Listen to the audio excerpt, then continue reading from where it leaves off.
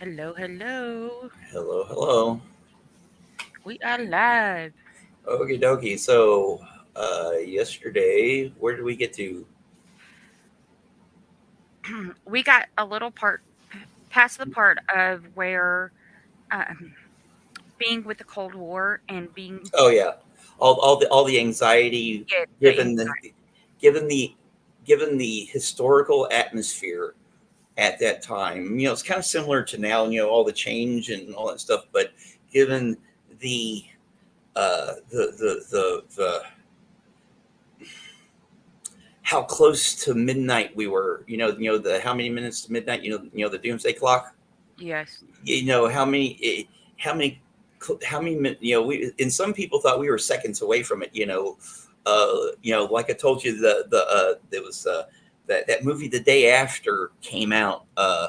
It was a made for TV movie. I remember when it watching it, and everybody in the room, you could just feel the tension. Just you could cut it hmm with a dull butter knife. Not even it was that thick. It was and stuff. So and that was just the whole. It was a whole time period. Um, and between the ages of I was 3, 4, right around in there, till the ages of about 7, I was I'll put forced to go to church and all that stuff, but not even. And it wasn't just that, but the whole thing was the whole atmosphere around here because we had two in my little area. We had two flavors of Christianity that I remember: Church of Christ and Baptist, which is they're basically the same thing and just just slightly variations. And they say no, no, that guy's wrong. And the main two churches are right across a little bitty street from each other. Right across. So we church off yeah. from one Welcome to. to the small town. Yeah, a very small town. I graduated with 13 people. So everybody knows everybody. It's part of the water. It's part of the air, the water, the environment, and even back then, my I call it my BS meter was on. It didn't feel right. This. How would a loving God be? Want you to just those usual questions, those little logical fallacies. A loving God, He's all knowing, omniscient, omnipresent. You know, uh, all loving, all that stuff. But He's cruel too. Can be punish you for infinitely forgiving yet infinitely jealous, all that stuff, the dichotomy, the contradiction you get between the Old Testament God and the New Testament God, and it just didn't jive. And yeah. then when I was nine, almost 10, I think. Um, yeah, my mom married my sister's father, who was in the army. So we moved from here to Fayetteville, North Carolina, and talk about culture shock. I went from a class of 13 people to a class of 40 kids. I didn't want to be there and all that stuff. And mom didn't get back into going to any churches. She didn't find a local congregation to go into or anything like that. So it was kind of a blessing in disguise. I don't like to call it a blessing in disguise, but uh, living out there opened me up to a whole new world. I met all kinds of different people. Uh, Here, the darkest you could get was my best friend's family, whose mother was Hawaiian. Everybody else was just lily white, you know, Yeah. rural Arkansas. But just like several, 20 miles up the way was a more integrated community and all that stuff. So I met all kinds of people, different ethnicities, different countries, and all that stuff. And I got a better view. Hi, Miss J. A larger view of the world and stuff. And PBS became my best friend. So I, uh, I'd always been smart. Yeah, smart. I'd always picked up stuff like history and I was always fascinated by the mythology, especially the Greek and Roman myths and Egyptian, all that ancient history. I remember in the third grade they put me in the fourth grade history. History. They put me in the fourth graders with the history people. You know, so I picked up a lot of stuff there. And then when I came back here when I was in the seventh grade, it was like I was back in that old environment again. And I'm like, okay, Right. there's a different world out there, uh, and stuff. So I tried to go to church and stuff a handful of times. What do you want, Bella? But it's different. Yeah, it was different and stuff. Um, and when I got out of high school, I met a whole bunch of different people. Met my first Muslims and Jewish people. And that's just going to a college that's in Conway, which is at the time it was not even a Division two school. Hmm. Not too long after I started going there, they became Division two. I think they're Division one now. Um, but a smaller, a more open world because for this area, Conway is actually a pretty liberal town. Um, because it's got like three colleges in it, so it's got a lot of people from different parts of the country. So that opened my eyes up. I and then but I knew that, but I knew organized religion wasn't for me. It was just wasn't for So, me. would you say at that time, being able to go out and experience the world, was that when your religion started fracturing? When that started, your eyes started opening and seeing the different things? Yeah, see, because my base religious upbringing is Christianity, and Mhm. like I told you, I took the golden rule is what I took out of that. Um, and it was like a seeing the hypocrisy in it. A lot of I it it was I guess the cracks in that, because I still felt, when I think of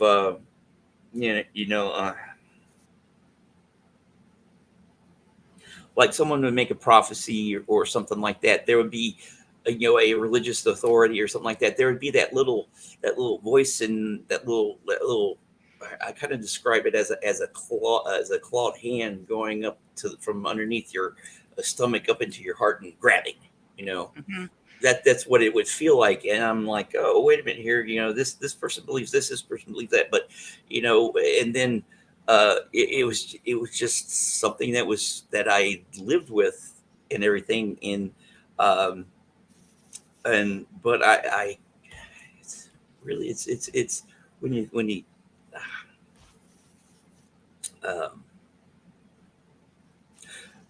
well, if you go all the way back, the cracks in that started early on. Me not liking the exclusivity clause only through me, and then Mhm. getting out in the world. So I guess the cracks got wider and wider and wider, and that anxiety was a reaction to these questions and these doubts and all that. Does that explain it? Yes. Yeah. Okay. Because, like, for me, it was the same way. It Yeah. was, I started questioning younger, but as I started getting older and more wiser and out in the Yeah. world, the questions that I had started Mm, opening those cracks wider because it's yeah. like, okay, now that I know Hmm. more, it Hmm. makes more sense to question. Yeah, And yeah, and those questions lead to more questions, which leads to more mhm, information, which leads to more, and that's just, to me, that's just part of being a person. You yes, you got to keep on developing and developing, and so okay, so I guess continue. yes, So, yeah, so I got a yeah, break yeah, yeah. part. Anyways, I was trying to go for somewhere, but I think at that point, anyway, So from college, so from college in my 20s, I never really sought out a religion. I did spiritual quests. I used like uh, um, I experimented with mind mind lifting uh, uh, things like acid. I done LSD only a handful of times, and it was not to party or anything like that. I did it more for to try to do a spiritual journey, and one of the things I started doing was, after I would go through the journey, I would find a place and go by myself and write. And I actually wrote one of the best poems of my, early. I still think it's one of the best poems I've ever written at that time. I'll read it here later. Um, but and then what happened in my 20s is my mom found out, because my mom was going to college, getting her bachelor's in history at the same time I was trying to figure myself out while I was in college. And she found out that the first branch of the LDS Church, Latter day Saints, to actually take root here in Arkansas was about 5 miles away from where I'm sitting right now. I'd gone by that. It's a house now because they moved to Quitman, which is about 20 miles away from me. So that's where the local ward is based out of. So she started doing research, and I found out that families that I knew all my life were actually Latter Day Saints. But they never talked about it. Hmm. They never talked about it. People I knew, grew up with, partied with, this, that, and the other, smoked weed with, did this, that, and the other with. They were, members of the church, and so my mom started going to services as part of her research, and that meant missionaries started coming to the house. And I was living at the house at the time. I was living here, and I'd have philosophical and religious discussions and debates with the elders all the time. I understood what they were doing, and I made it flat out. They were barking up the wrong tree. These are my beliefs. This is mine. And hey, Chad. Hey, Mac. And and it was great. It was nice having these type of debates and discussions with the fellas. And then I decided to go to join the Navy. And when I got to boot camp, during boot camp, you get 1 day off a week, and it's not really the whole day. You get from breakfast to dinner to do your own thing, sort of. And one of those old things is people can go to church, and the Not in a small town, not go to church. no, I'm talking boot camp. This is boot camp. Oh. Oh, okay, yeah. Boot camp. I'm at 30 now. Because through my Oh, okay, yeah. So, yeah, 'cause your mom because went to the research and my then. mom ran through research. She went native. She actually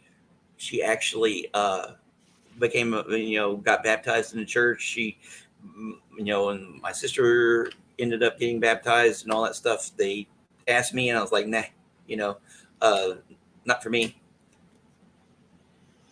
But okay, but real quick before we move on to you and your boot camp, Yeah, um, can we explain to everybody that this was I found out offline when we were talking. yeah, Your mom actually did this backwards. yeah. She did this backwards. She went. That's why she went native. That's what I call it. Went native.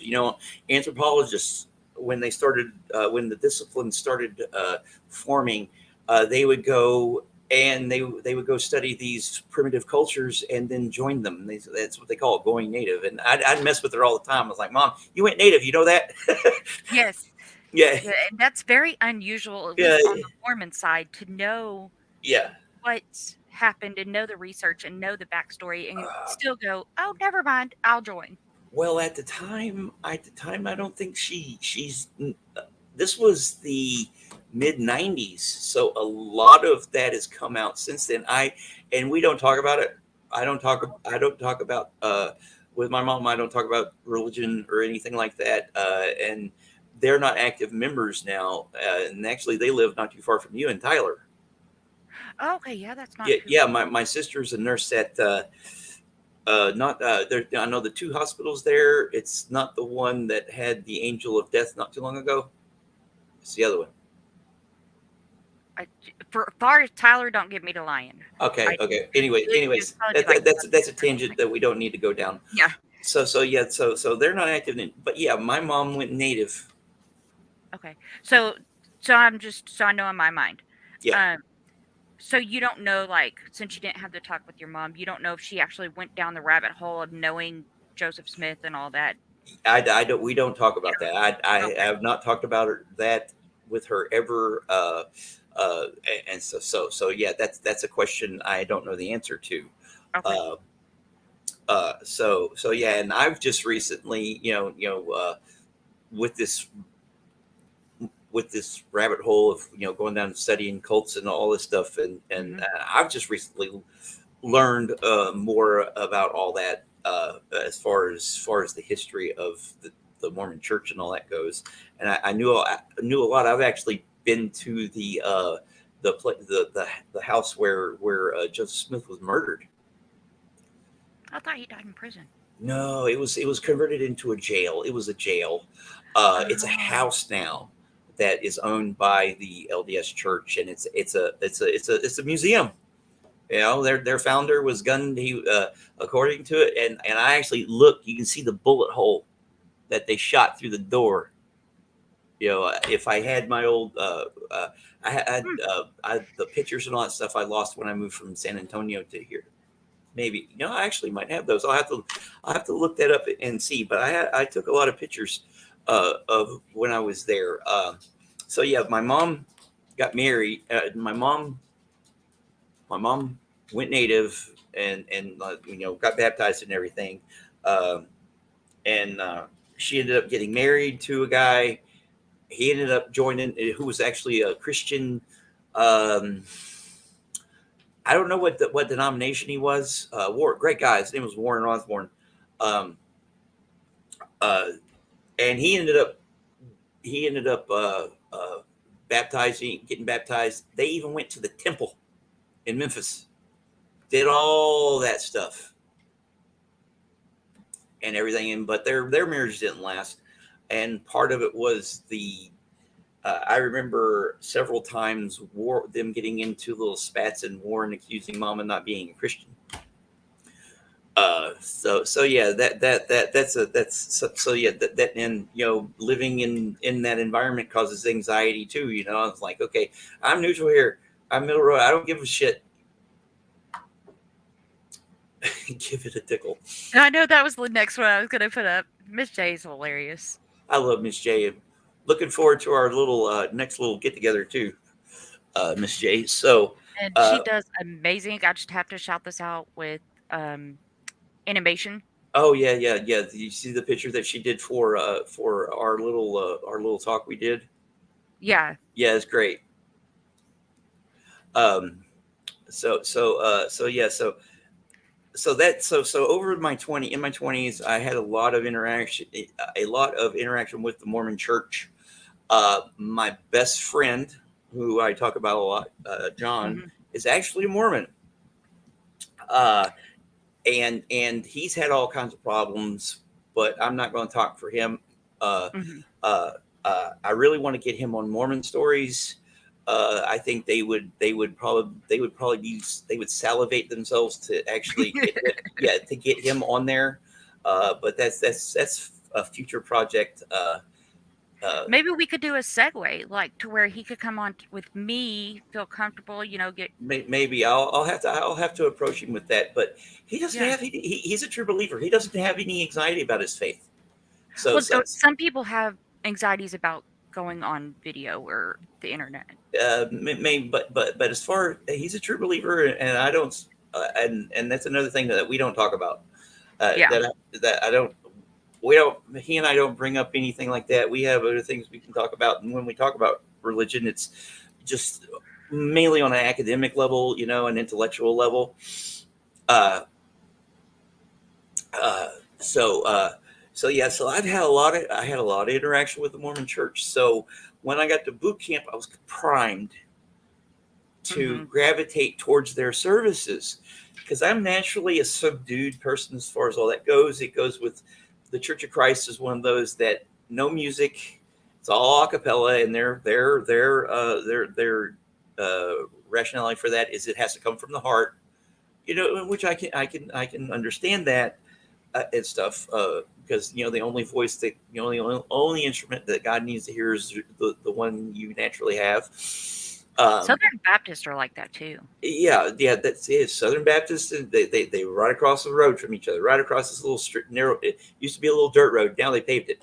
Um, Can I ask you one thing with Church of Christ? mhm. How come anybody from the Church of Christ, they don't really say like Baptist or Pentecostal, it's Church of Christ? I don't know the. A Do you lot know of what I'm these. trying to say? Yeah, I can't honestly answer you that question to that would be satisfactory for me to give you an answer. I know very little about the history. I think it kind of came from. I know this the denominations came out of the Second Great Awakening. Back in the early 1800s, where the religious fervor of the culture, the religious culture really grew. We had the burned over district and all that stuff. Um, but it came from out there. But the Southern Baptist, I don't know. Okay. That's a question I don't have a ready answer to. Sorry. No, that's fine. I just Okay. you are the, I think, third person I've talked to that when they refer to Church of Christ, it's they don't refer to it in a specific re- like religion status of Yeah. like the sect. It's Church of Christ. Yes, Church of Christ, and Yeah, then I call the Baptist Church, the Methodist Church, and all right. that stuff. And yeah, it might be just something with the different sects of Protestantism and that little flavor I don't know. That's Okay. that would be maybe a good research paper for somebody to do. Yeah. Yeah. Of, but yeah. Anywho, so So you gravitated towards these I gra- Mormon. I gravitated towards that because their services are similar to what I knew. Uh, and when I was in boot camp, and I'm 30 years old, mind you. So still Uh, young. yeah, still Well, I young, mean, you're but still young now, but yeah, but so at 30, I went in, and they didn't have to sell me. hmm My recruiter didn't have to sell me. I went into his offices, and he was like, "Come on in," and they're basically the same way. Come on in. So the first Sunday that I was in boot camp, I didn't go to services, and I got tired of hanging around all the same guys all the time, so I went to services. And when I got into the chapel, and in the chapel, it's this huge building that has a huge central room with little rooms radiating off of it and everything. And in the huge room, there's a rock band going, and you can see that they were just having a grand old time and stuff. Um, and then I just naturally just went to the LDS little room, and there was about 30, 40, 30, 40 people there. The actual captain of RTC, Recruit Recruit Training Camp, uh, uh, not to be confused with RTC Religious Technology Center. yes, that's what I was just thinking. Yeah, yeah, the North Chicago Great Lakes has two facilities. They have the RTC side and the NTC side. RTC is Recruit Training Center. NTC is Naval Training Center. That's where I spent almost a year in up there doing my training from boot camp to my first couple technical schools. Um, so I went in, and it was familiar and everything. And the hymns they sung were the ones from your basic Protestant hymnal, and there was a few other ones like "How Great Thou Art." "How Great Thou Art" is like one of my favorite hymns. It's a very, especially if it's got really rousing music to it. But if you got a good rendition of it going just with voices, it's just chilling. And the next week. So this was my second week in boot camp. By the third Sunday in boot camp, I was baptized. I That's just awesome. yeah. That they did That's that. Or well, okay, well like, did because they pressure the no, baptism? no, I went for it. So, okay, that's awesome. You did that all by yourself Yeah, within yeah. 3 I weeks. I was primed. I sold myself.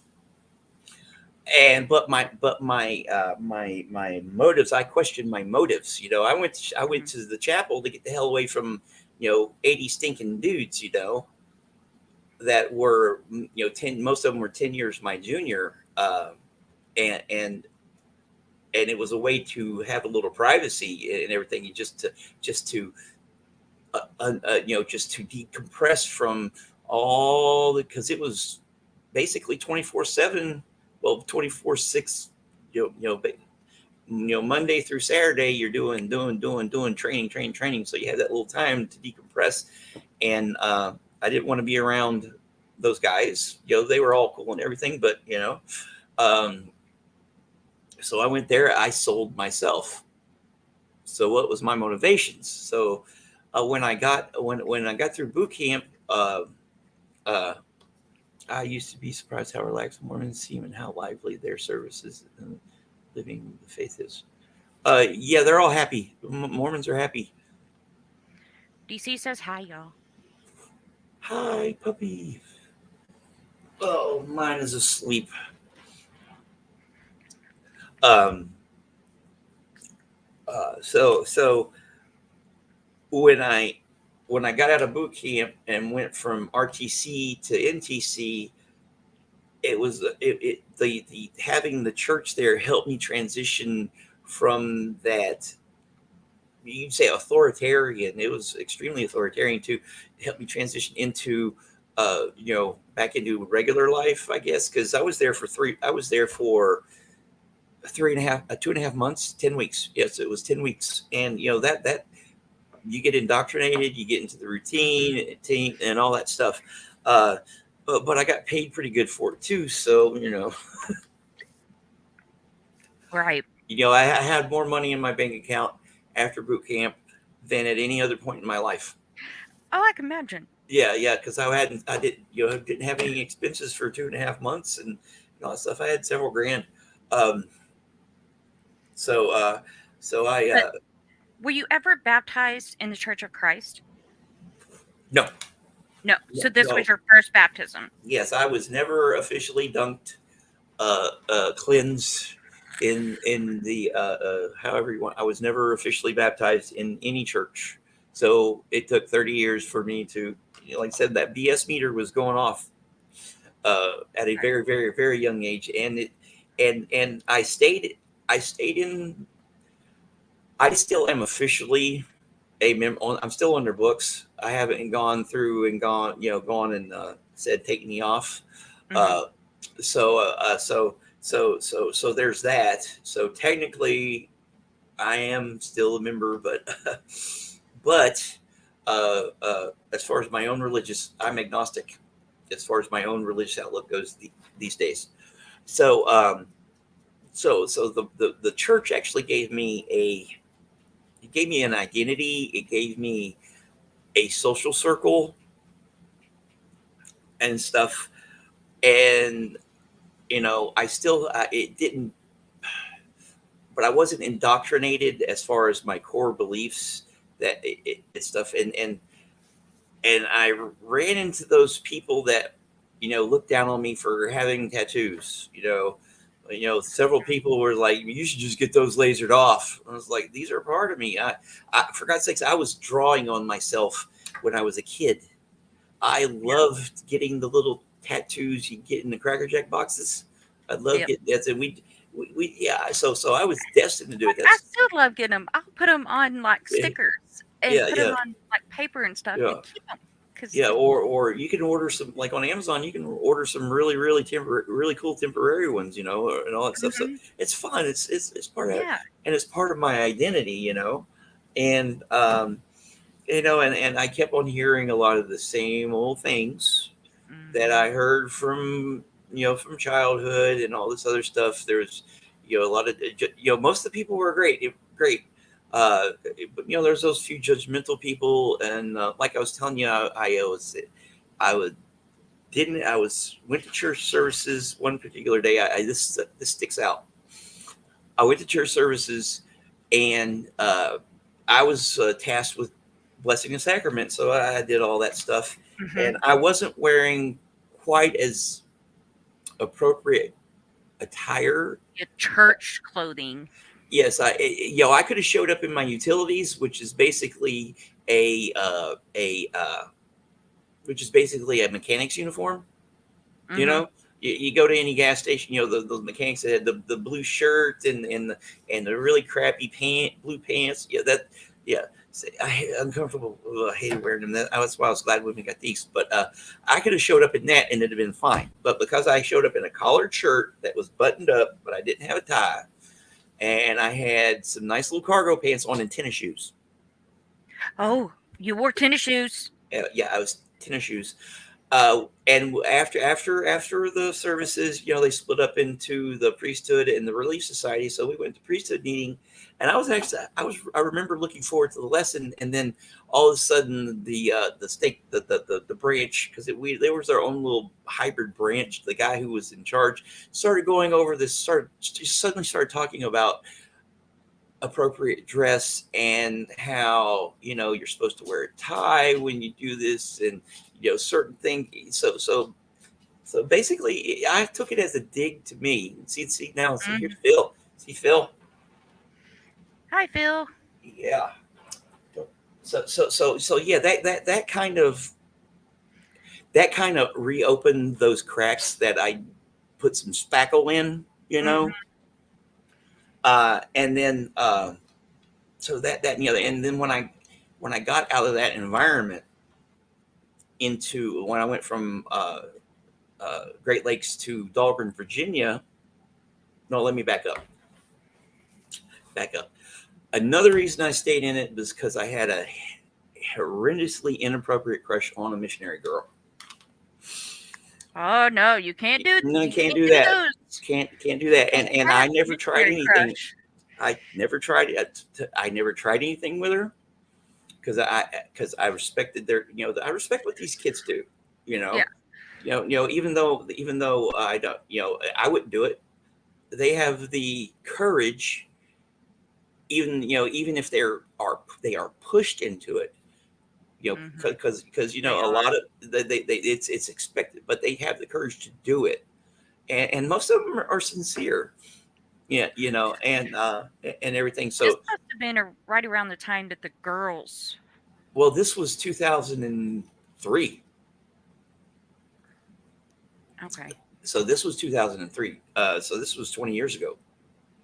Yeah, because well, I don't know if you know, but I listened on the Mormon Stories podcast, Yeah, and they were saying they pushed the missionary age down for the girls to yeah, where, yeah, yeah, yeah, yeah, yeah. She so I was think they actually started being 20.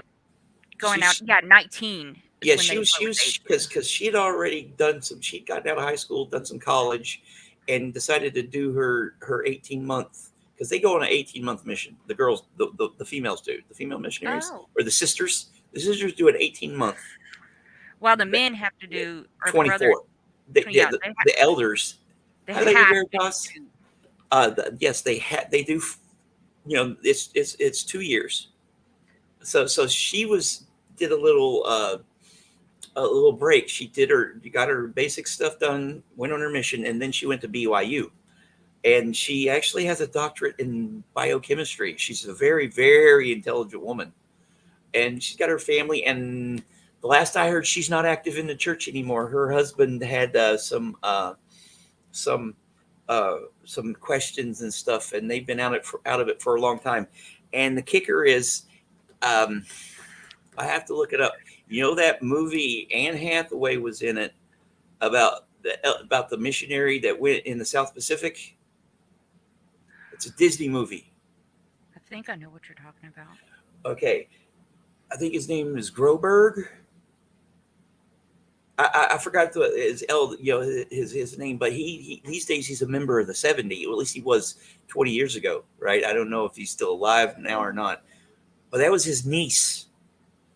Oh, Yeah, her the girl the girl Alana. That's what Miss J just said. uh yeah, no. This was a movie done by it was early 2000s. It was a Disney movie. Anne Hathaway is a co-star. They bill her as a co-star. Uh, she's only in it for a little bit, but it's about this missionary's journey, his mission in the South Pacific. Here, let me look it up right quick. But Yeah, yeah, 'cause I you know it's gonna bug. do what? You know it's gonna bug you until you figure it Yeah, out. yeah. So Anne Hathaway. AJAN.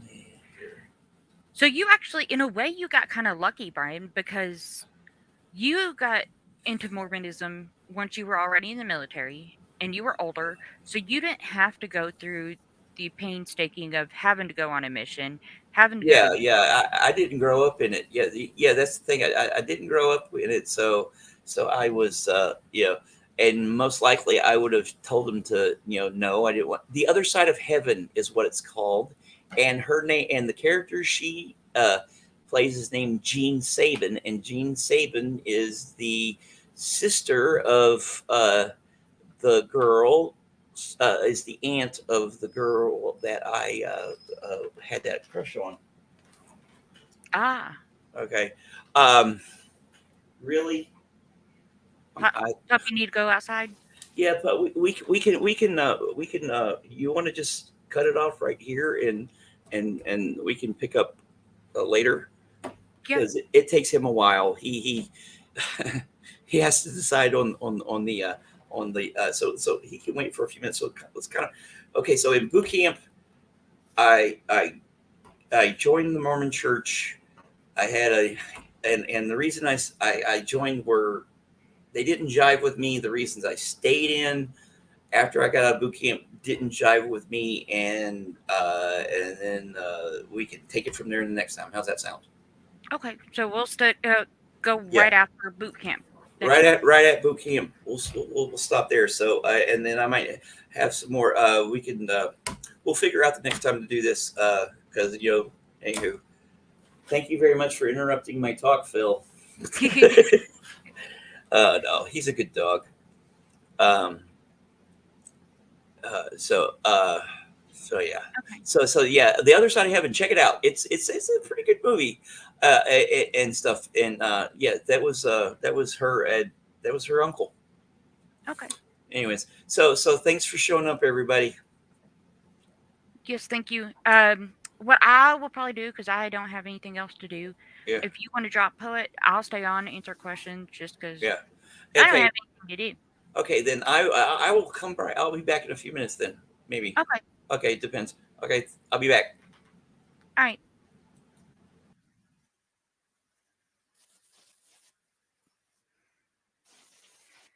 All right, everybody. I can stay, answer questions, whatever. Don't eat the dog food. Oh my God, you're so funny.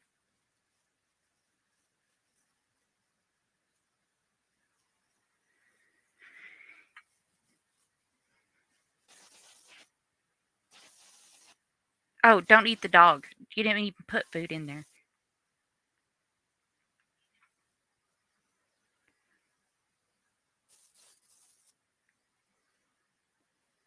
Do y'all have any questions so far?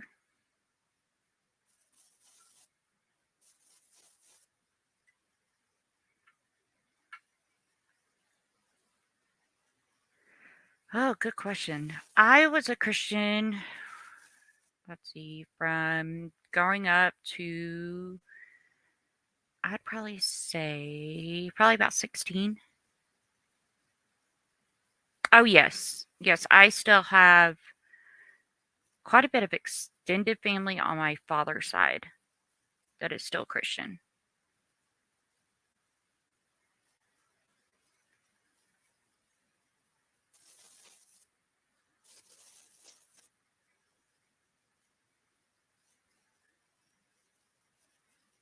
Oh no, you're all good, lady. Yeah, you're all good.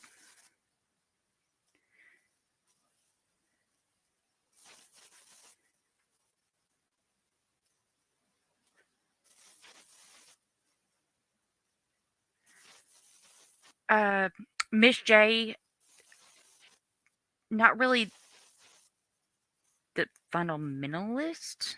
Um, I was actually Pentecostal. Uh, I guess it could have been, um, but mine was just. I was just raised Church of God, so it was just Pentecostal.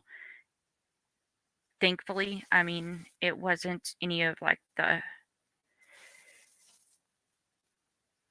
yeah, it wasn't the old school Pentecostal or anything like that. We were the holy rollers is what everybody used to call me.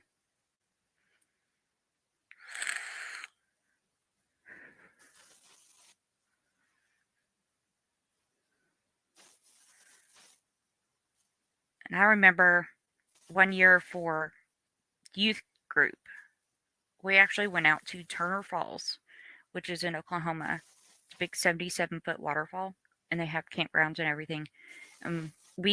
The whole youth group went out there for the weekend. And at the time, my youth leader, he was also in the military, and he brought out the big mess tents for us to use. And so all the girls were in one mess tent, all the boys were in the other.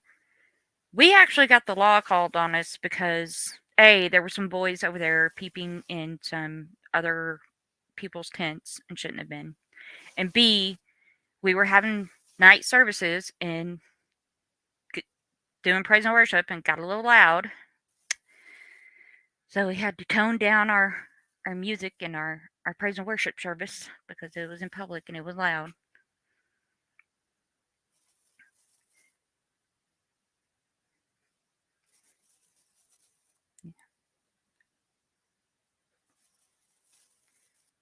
How dare us be so loud in a state park when everybody's trying to sleep?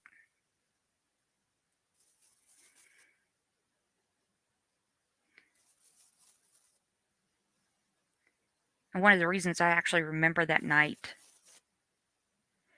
my brother got saved that night.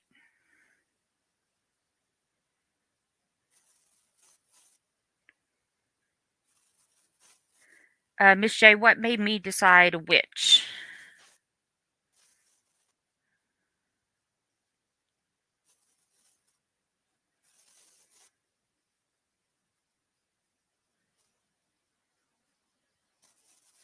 Not particularly in Jesus.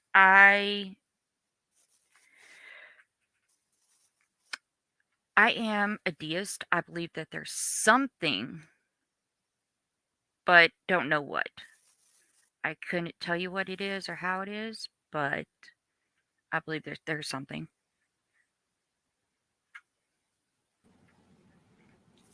I'm back. It hi. Hi, poet. Yeah, Poet. it didn't take him as long as it usually does. So I guess he really had to go.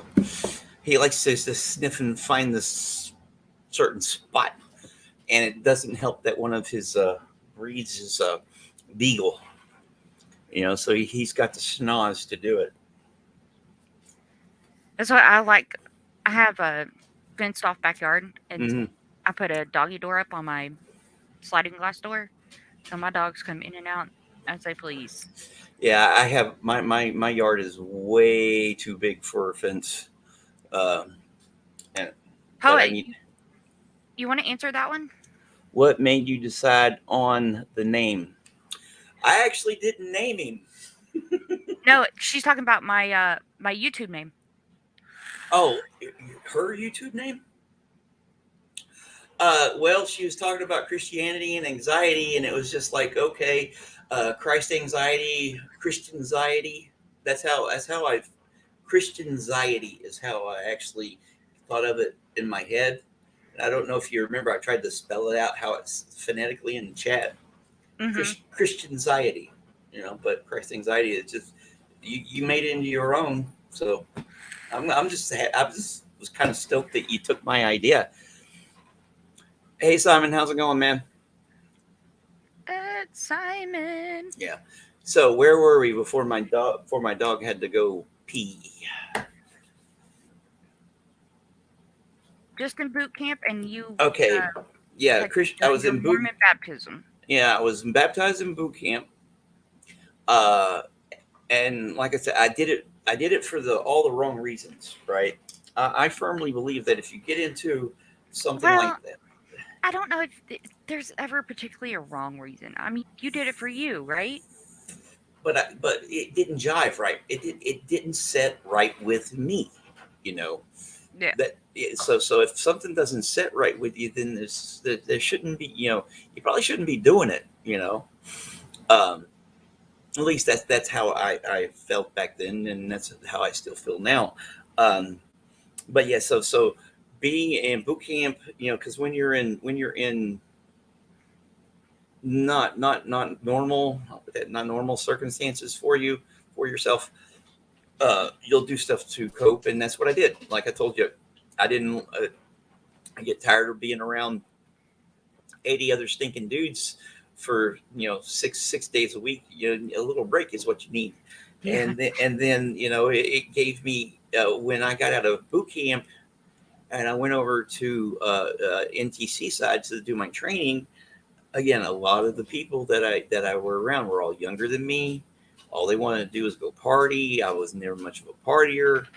Um, and stuff like that. So it gave me an identity, it gave me a social circle, and I had that crush on the missionary, on the sister missionary and stuff. And then we became friends. You know, I started talking to her and stuff, and the sisters would volunteer at the USO on Friday nights. So I would go Friday nights, go hang out there with their. It's a nice little chill area, and then I'd go down to Evanston, Illinois, which is a short train ride from there, and go to the movies. It gave me a social circle, and it because the ones that were because the ones that were available, they didn't attract me because most of them were kids that just wanted to party, you know. So and it was kind of ready made for me when I went from RTC to NTC, because the branch there was there to help you transition from that, you know. So I went from a very very regimented environment to a slightly less regimented environment. And then when I got to Dahlgren, Virginia, the local branch there met on the base there, so I could just walk to services and stuff. And it was just like I just didn't want to go because it was the yeah being out of the environment. Hi Goldie. Being out of that environment helps. Being in the environment reinforces that environment. You know what I mean? Being in the society reinforces it. It's the norms and all that stuff. So having, getting distance and all that stuff and branching out, just it just it's just like, yeah. So but I kept up with it sort of.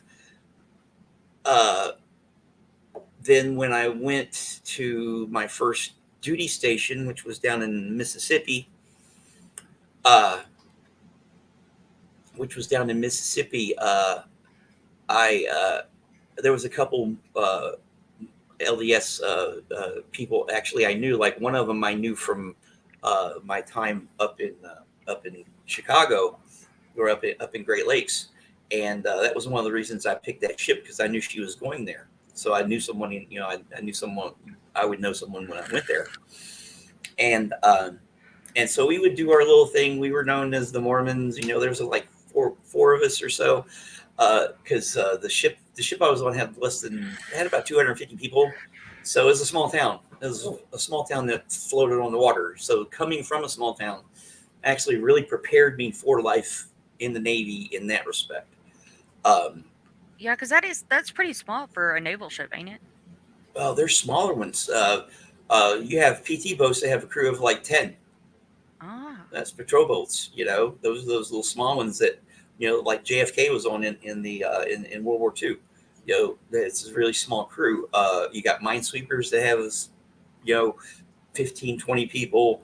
The frigates have like, I don't even think they got frigates anymore. Have like less than 150. And hell, the destroyer I was on, the Laboon had about 175.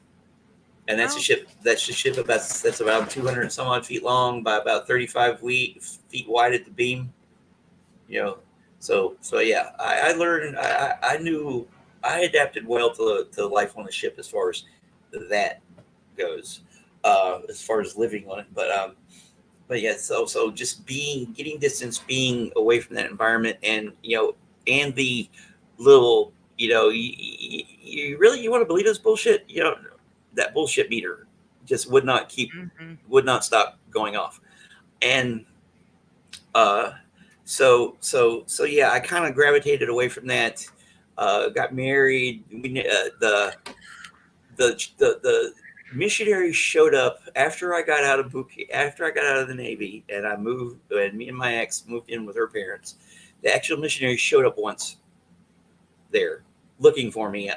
I was gone. I was actually doing stuff, and my ex was like, "Well, they're really nice people." I was like, "Yeah, they are," and stuff. And then I came back home in 2017 to help my friend John, and that kind of began my little journey to where I kind of to what I identify as today.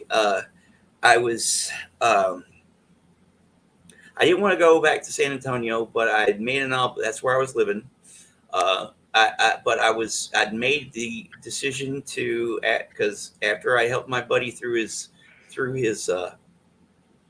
cancer treatments, I was going to go back, get a full time job, and we were going to find a house that was, because I was going crazy living there with her parents, um, and find a job to find out, get an apartment near where they live because her mother needed help and blah blah blah. And then one of my best friends, his name's Greg. We were hanging out at my friend John's house, and because I was staying with him during his treatments, and he was like, "Man, you need to listen to this." It was a 15-minute lecture by Eckhart Tolle. Do you know who Eckhart Tolle is? Simon, keep on writing them. Don't be intimidated. Uh, Believe me, I get intimidated by him too, and I tell him to fuck off, and do it. you know. Uh, Greg, he said you need to listen to this, and I'm miserable. It's about halfway through, close to about halfway through my buddy's treatments, so I got that going. And that was a haiku. Cool. I have to go. Sorry. See, clever. Um, so so so in this one, it was like this bell had went off, and he said, when you're miserable, the people around you will be miserable, right? I was miserable. What was making me miserable was the fact that I was obligated. I obligated myself to go back to the situation I didn't want to be in, and that's when I decided, nah, screw it, I'm not going out back there. And then Eckhart Tolle led me to Alan Watts. I don't know if you know who Alan Watts is. Mm, no. Okay, Alan Watts is he died in the early 70s. He was a he's an English guy, British. Hmm. He started off as in the Anglican Church and all that stuff, and if I'm not mistaken, he was a minister and all that stuff. And then in his 40s, he uh, he had a crisis of faith and went east because, if I'm not mistaken, he'd studied different religions and then he became a Buddhist, Oh, Zen Buddha. Yeah, he brought Eastern philosophy to the West. He made it popular. He informed the Beat Generation, which informed the counterculture. You just do a Google, do a search on YouTube, Alan Watts, and I'll even send you some links to some of my favorite lectures by him. So yeah, that I learned a lot about Buddhism from this guy, a lot about about because I'm a philosophical guy anyways. So it was just right up my alley. So these days I identify, if I don't identify as I'm an agnostic. I wouldn't claim to be a Buddhist. I wouldn't claim to be a Christian. I wouldn't claim to be a Mormon. I wouldn't claim to be what have you. I joke and tell people that I'm a Pastafarian. You know who that? You know what that is? You know, the flying spaghetti monster. oh yeah, Yeah, ramen. You know, uh, so so uh so yeah, that's what I identify as. So I basically went back to what I already was. You know, yeah, I was agnostic before my little foray into Mormonism, and I went right back to it because that's what I feel comfortable with now.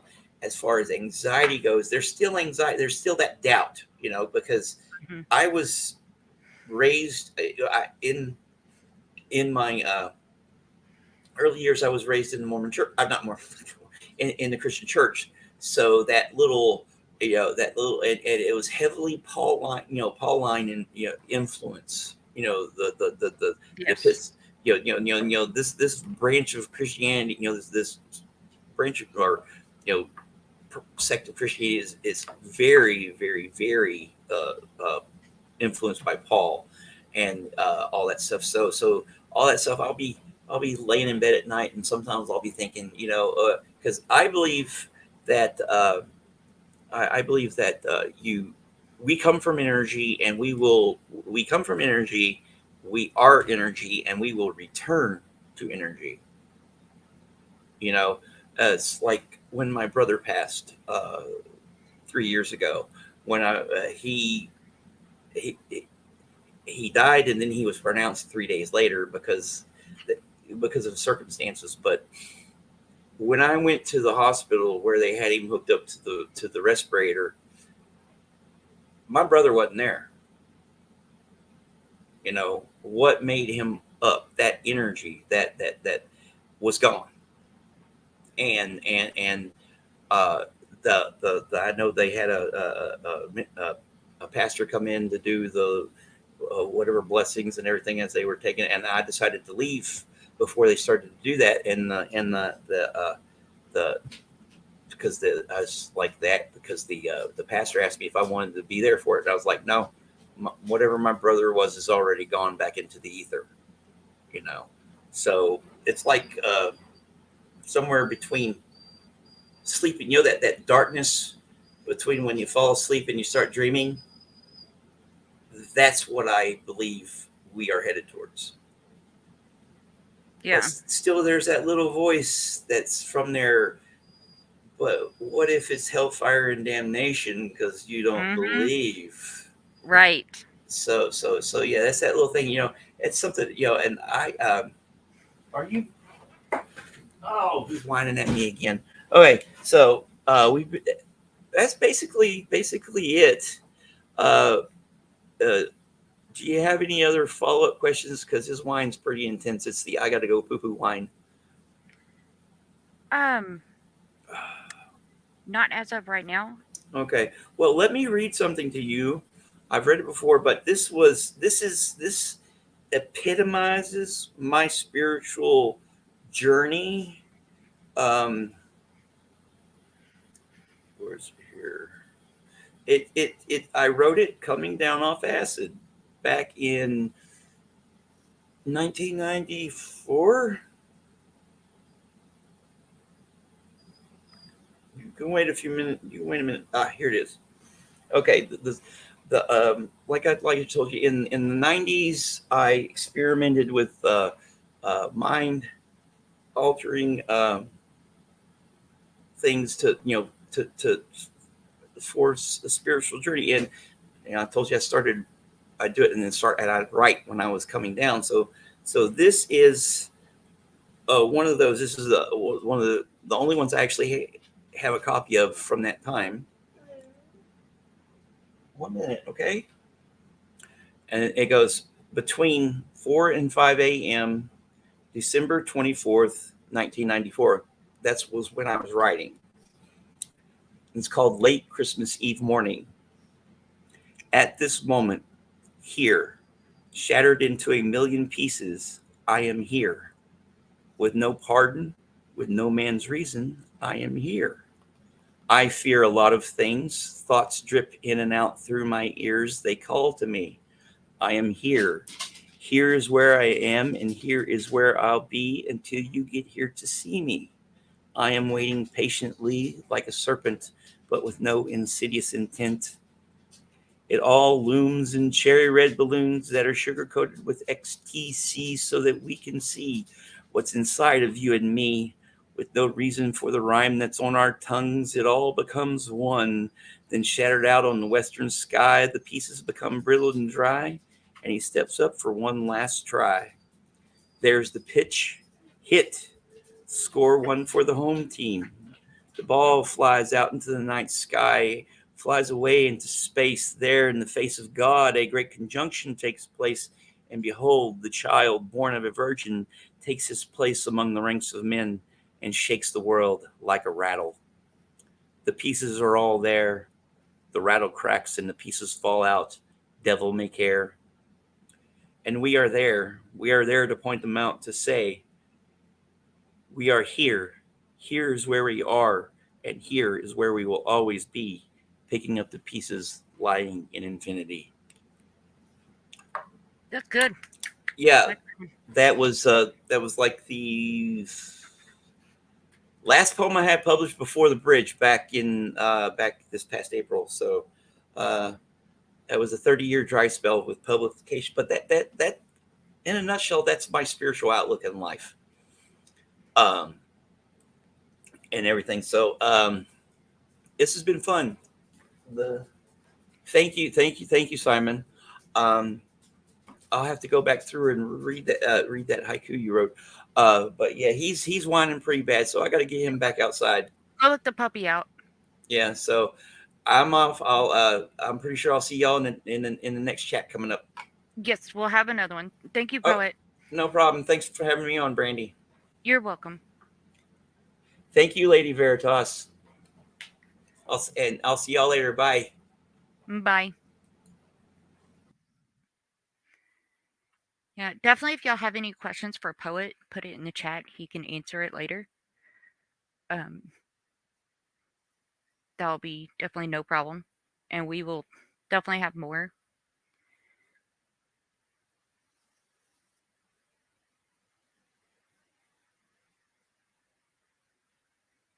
Oh no, Simon, you're good. You're good.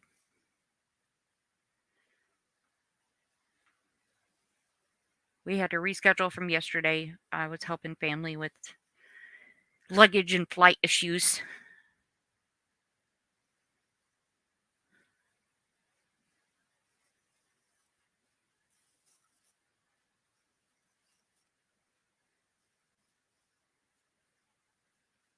Oh, it's Terry. Hi, Terry. It's all cool. We just got done with Poet. You can go back and watch that just a little later.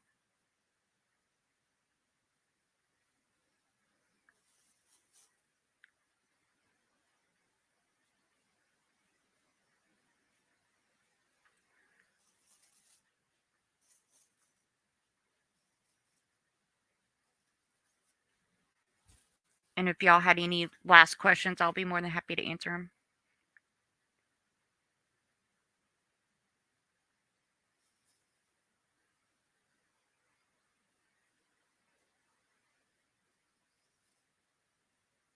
Uh,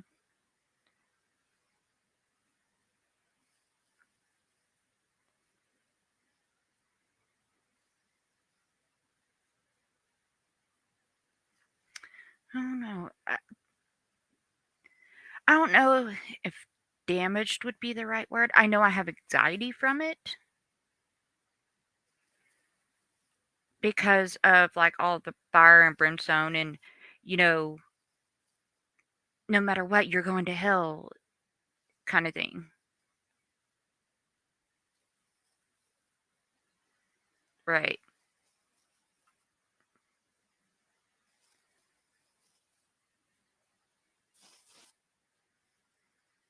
Yeah. Oh, thanks, Miss Shay. Yeah, I just colored it because if y'all remember, y'all can go back in the other videos and look. Sorry, take the hoodie off my arms. Um, it was like a light green come out of the pool color, so I dyed it purple. So, because I know for work they're gonna want to take a picture.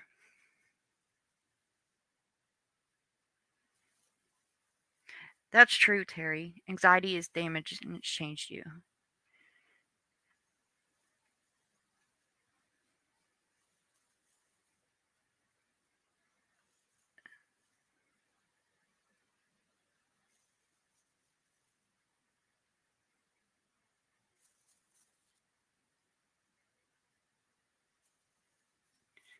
Miss Shea says soon that will pass. The more you see the past, the value, the more you'll recover.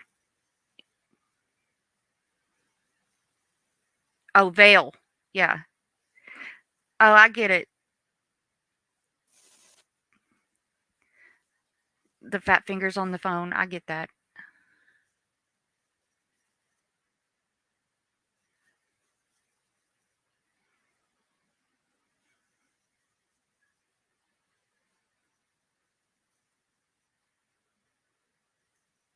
I think though also the the damage and like scarred it also that's what makes us who we are today. Because if we wouldn't have gone through what we went through, we wouldn't know certain things. You know what I mean?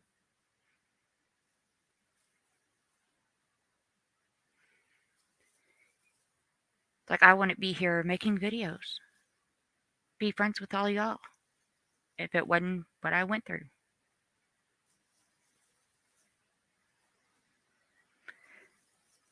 Simon, it's I believe in a deity. I believe there's something. I don't know what. I mean, it could be some green alien out there. I don't know, but I believe something made us and made the world. But I don't know what.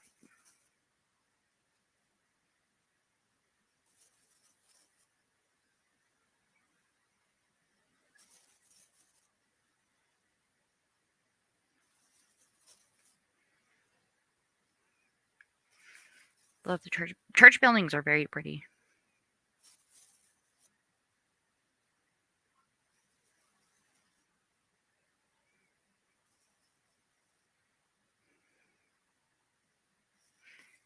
Yeah, Lady V.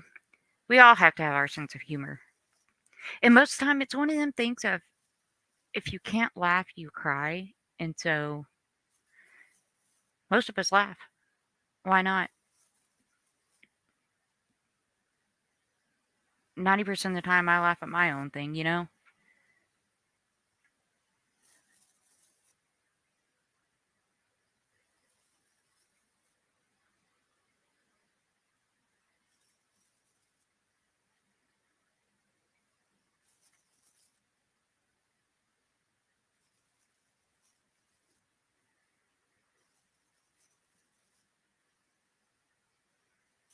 Right, Borderland. Yeah. And that's er, Borderland. I said, Lord, borderline. Simon. There we go. I believe that with anything and everything.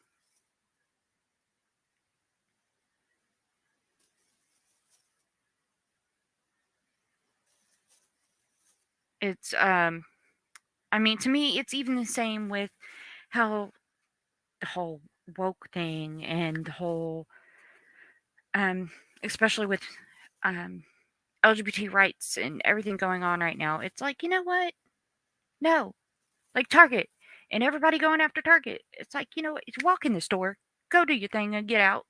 You don't have to make a scene. You don't have to have drama. It's not hurting you. You're making a bigger deal out of something it doesn't need to be.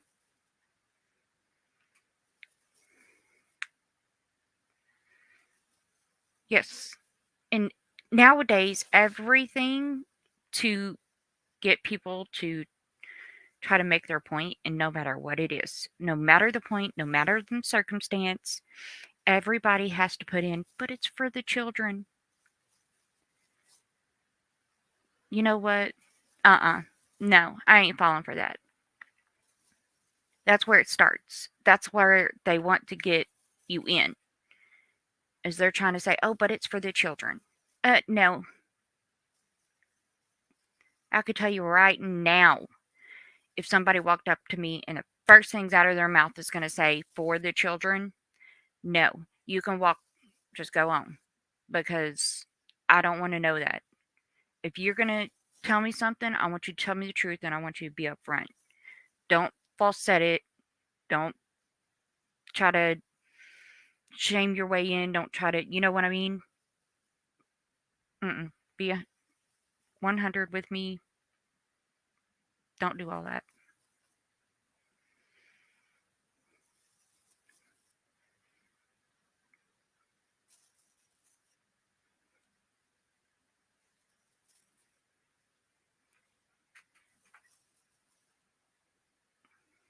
Oh, and Simon, tell Izzy thank you for the comment on the hair.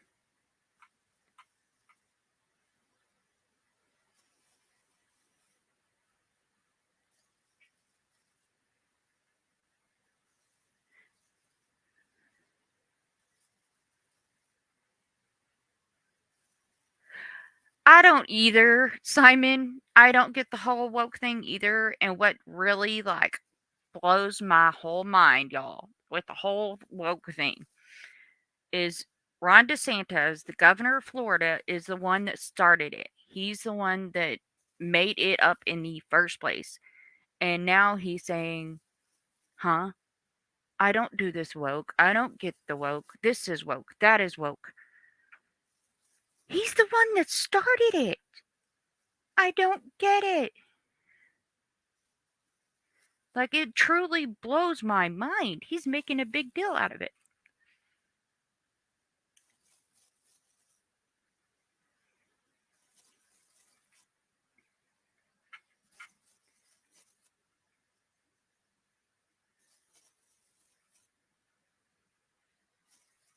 Right? It is, Simon. It is very crazy.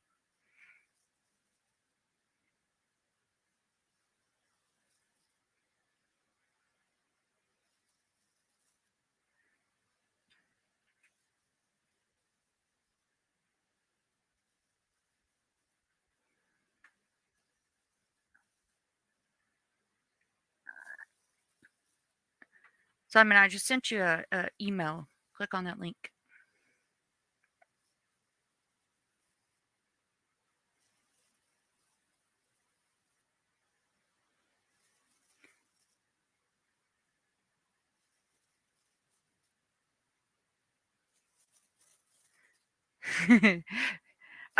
I, the doing it on the phone is hard. I do that all the time when I'm going through the house. I get y'all because I know two of y'all are on the phone. And then trying to tag somebody, you can't do it on the phone either. It is really, really hard. That's what 90% of the time, if I'm on my phone and I finally get through doing what I'm doing in the house, I'll finally jump on the laptop to where I at least can get in the chat on the laptop because it's hard, right? I get it, Miss J. Oh, you're cooking dinner. Okay. It's so weird with the time differences because here it's only noon. Yeah, definitely. Whenever, Simon, because it's only Tuesday. I start working back Monday, so whenever. I'm off all this week. Maybe I should do it live when I get my desk on Thursday. I get my new art desk Thursday, and I'm putting it up behind me over here. I prefer certain consistency on a piece of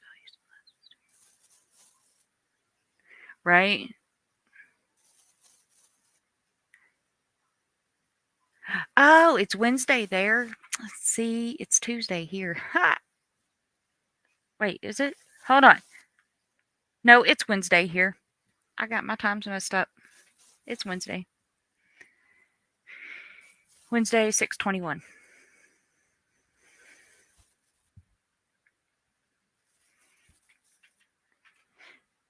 So where is everybody? I'm Texas, Central Time.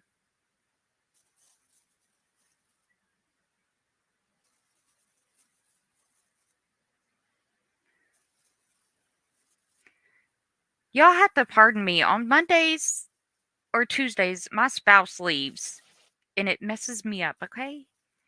Because she leaves late at night for the next day. And yeah, it messes me up. Okay, Terry, so you're Alabama. Cool.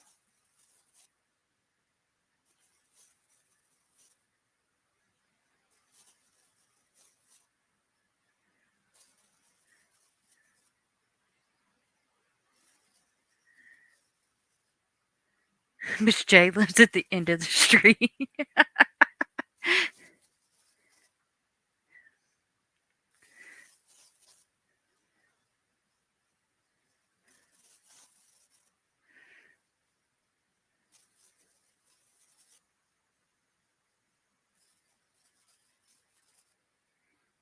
Okay. If I ever get the money, I'm gonna have to come to England and Germany and all that.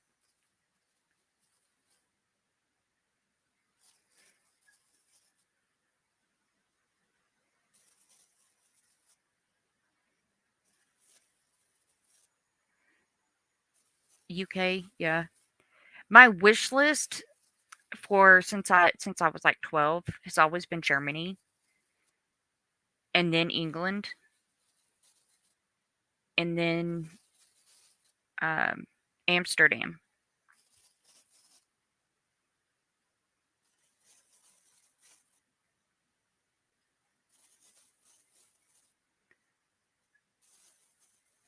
I don't think it would be dumb, Lady V.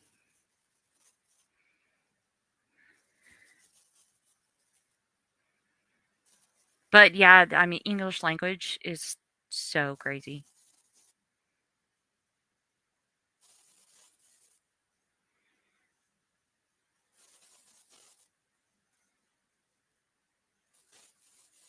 And thank you, Simon.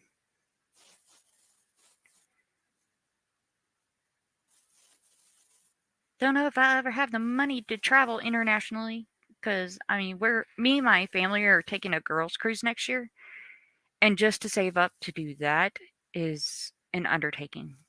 Like, I don't even know if I'll have the money for it. It is insane. I still owe $1,800.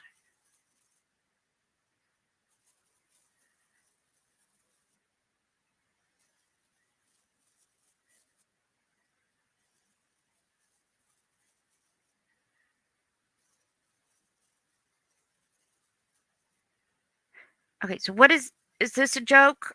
Or I don't get it. Let me in on it.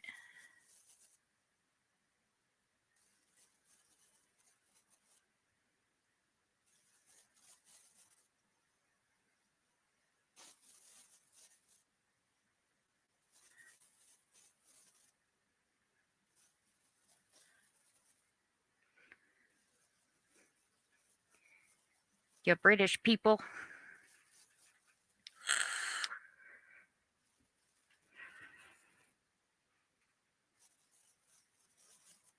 I think you mean oldie.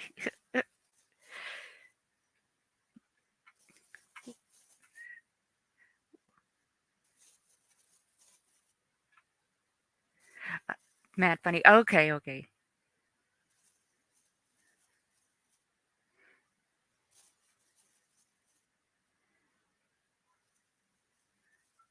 See, some of you creative people are gonna have to start coming up with some merch ideas for me.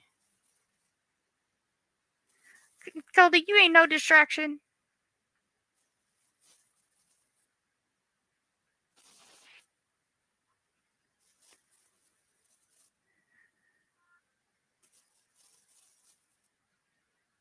Oh, I'd love to visit Ireland too.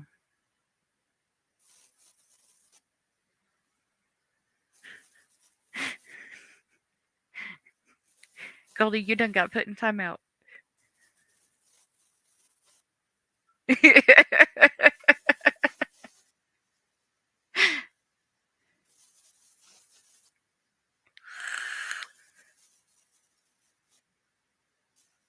Goldie's talking Charles Dickens. That's how they talked in the 19th century. Ah, okay. Y'all making me laugh too much. But y'all need to go like the video.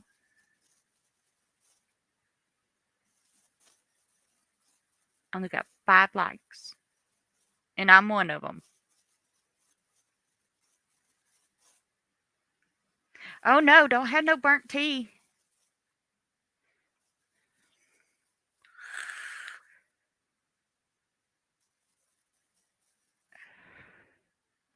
Have a good night, Simon.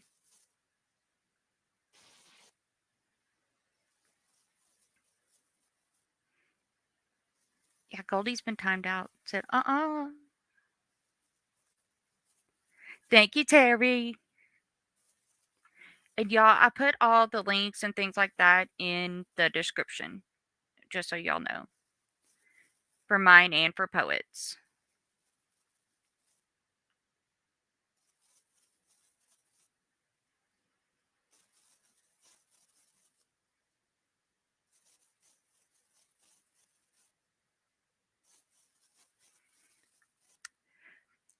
Miss Shay, I know I gotta get with you and figure out how you do that avatar stuff. Like I seen your nice little mic video with the avatar and all that, and I'm like, how do people do that? That is so awesome.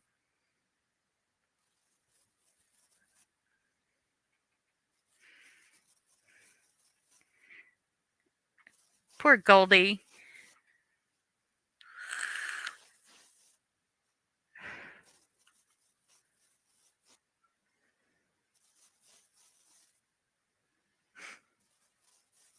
Simon Solstice.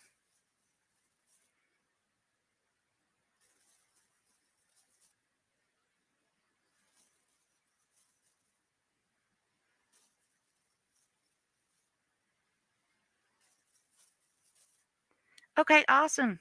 We'll have to do that, Miss Shay.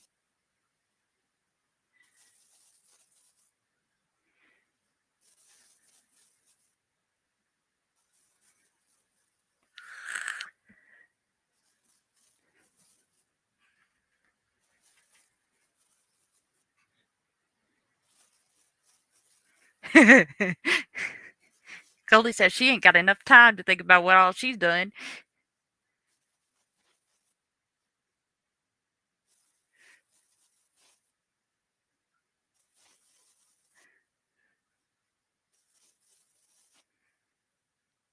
Behaving's too much trouble.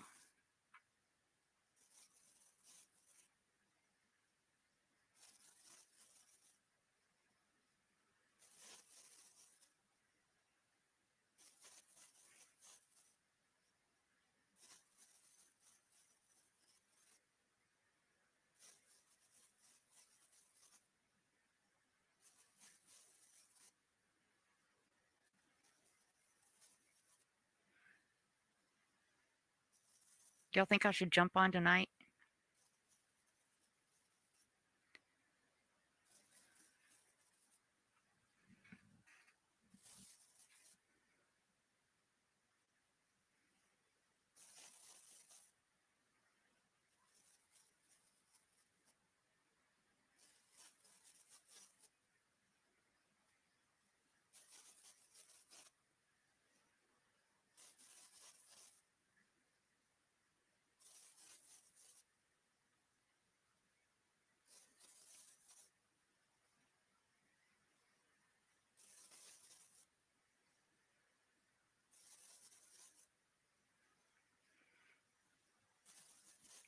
Max says, I really like the idea of playing with the idea of releasing your anxiety as a boomerang because it comes back to, in some sects of Christianity with additional guilt, right?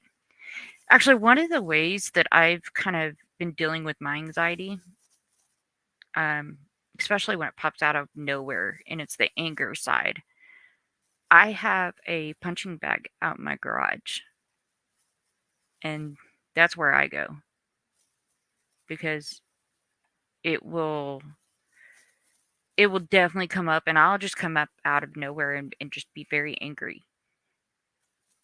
And so I'm like, okay, before I punch a wall or do something stupid, I'll go out to the punching bag.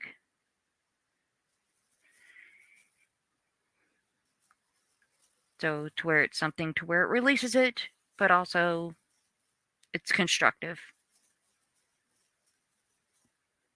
Going towards the punching bag and nothing else.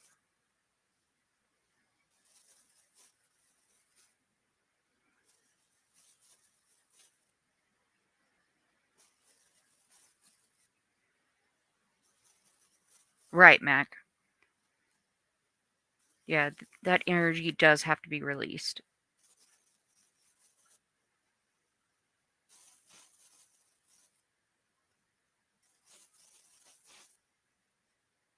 Hey, peace and love.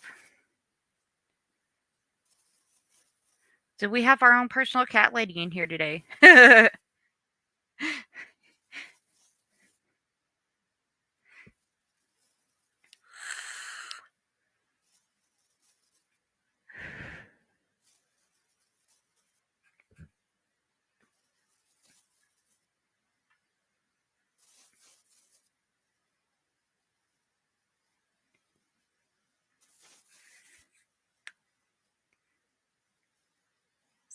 So is it just strictly a clinic for cats, just felines?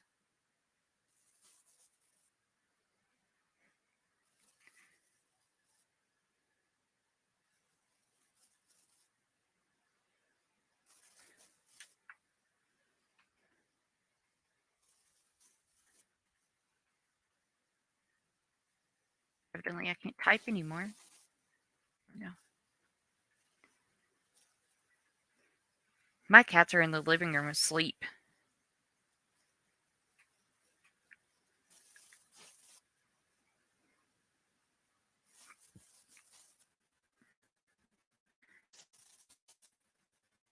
I need to get busy and clean my desk off.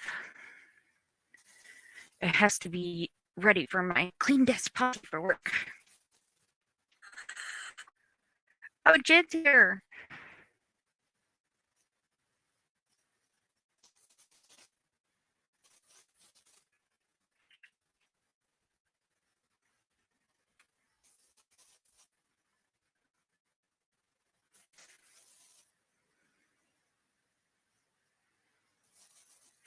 Oh, man. Mac, I'm so sorry. I know how that feels.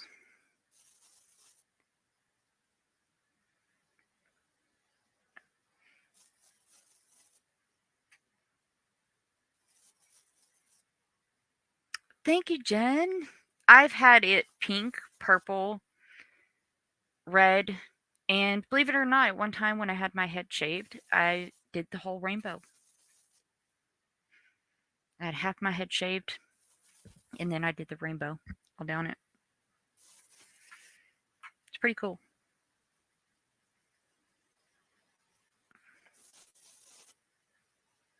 And I did all this myself, believe it or not.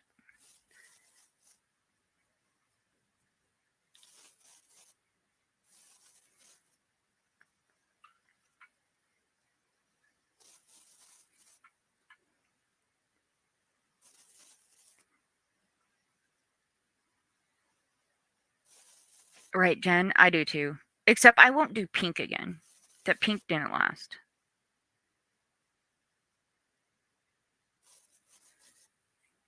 Yeah, Mac, are you the same way with family at holidays? They still try to do the prayer and everything.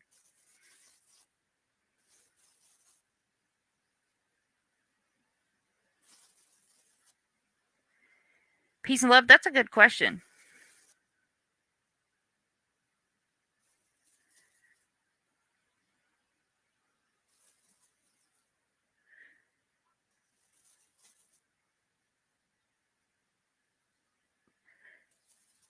Mac, dyeing your hair is a great anxiety release too.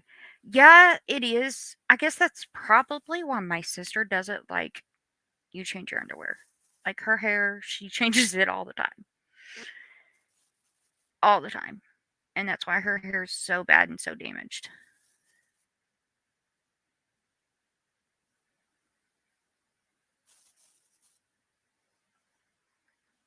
No, and I don't know. Can I put a picture? Let me see if I can put a picture up there.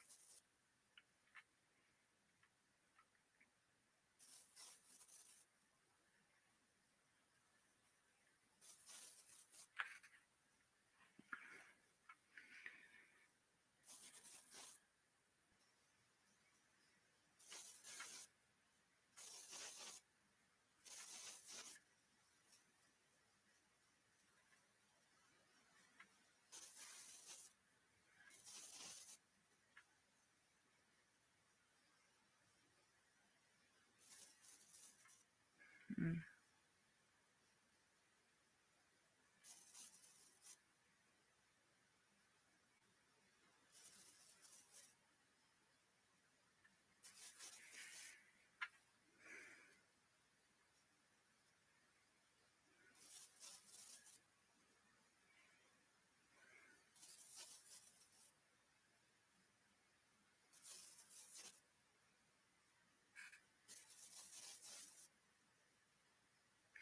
Have a good day. Peace and love.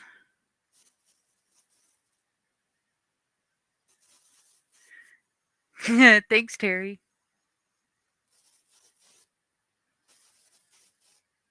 Oh, you can't make it to where they want to be in the corner.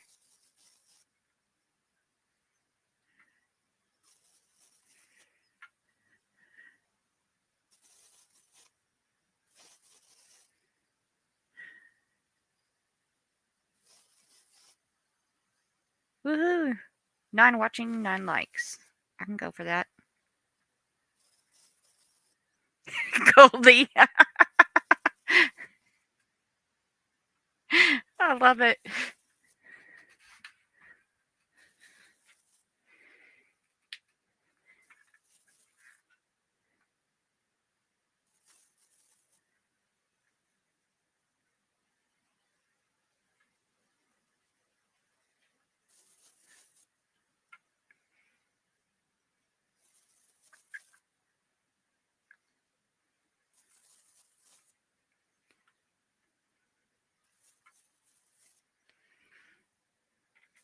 Goldie's like, find your own corner.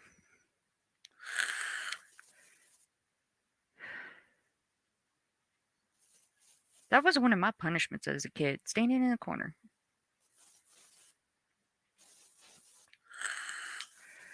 Or the chair.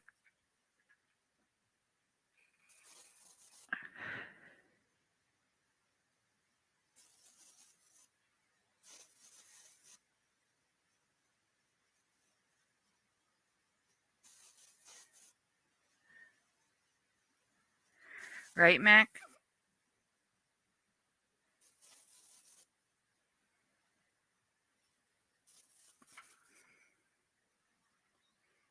Yeah.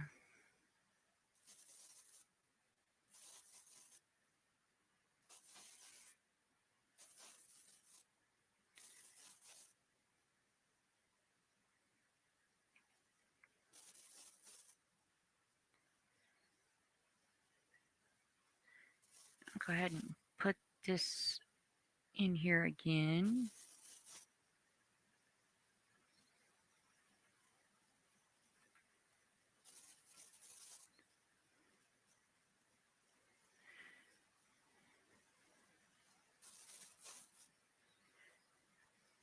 It's okay, Jen. You go back and rewatch.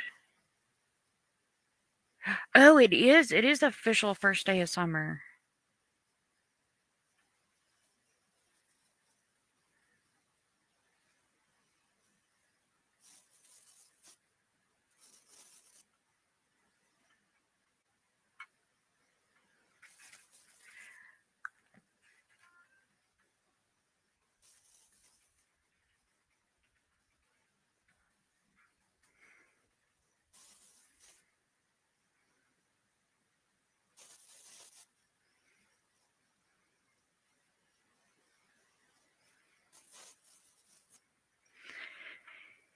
Yeah, well, at least it's not in Alaska. Alaska would be longer. I lived there for a year.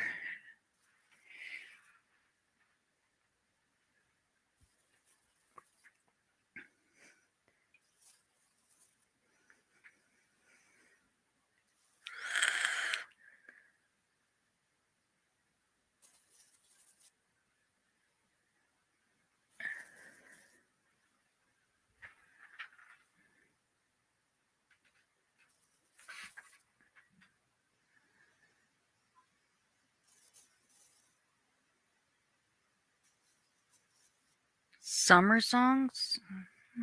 I don't know. I like all kinds of songs.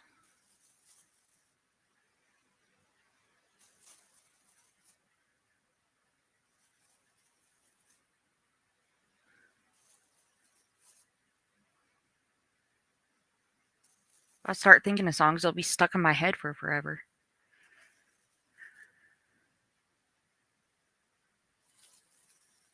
Oh, nice. Blown for good tonight.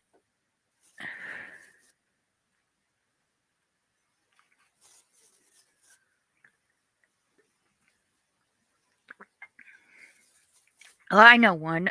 Strawberry Wine by Deanna Carter.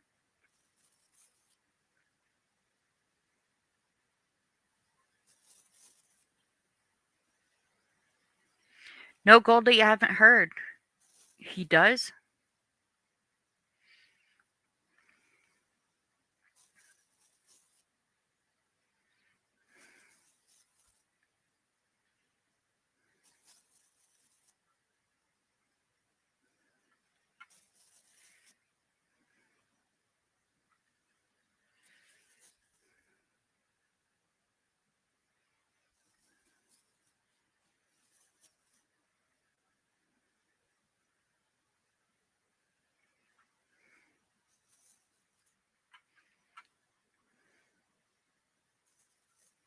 Oh, nice, Terry.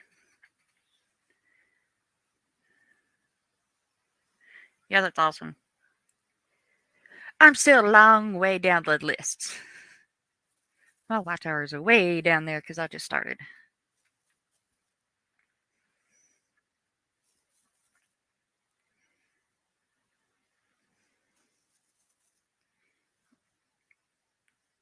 Which so are my subscribers. I've got 35.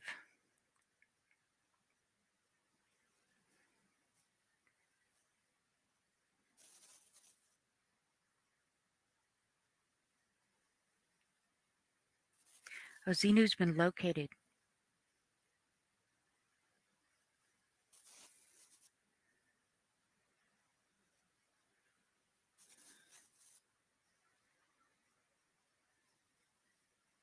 Thank you, Jen.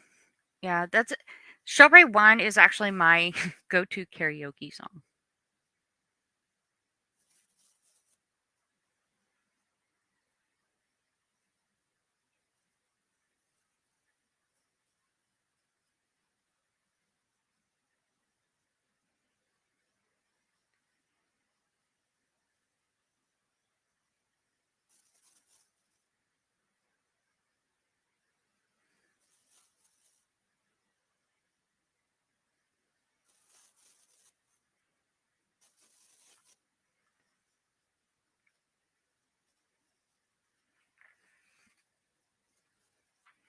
But any other time, I'm listening to like Five Finger Death Punch and different bands like that.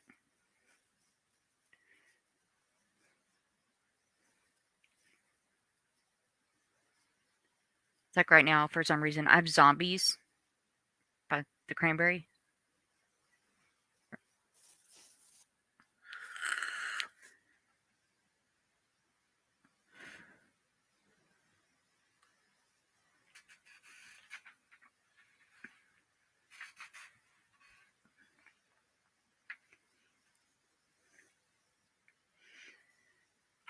Does anybody know the lineup for today? Let's see. What we got going on today?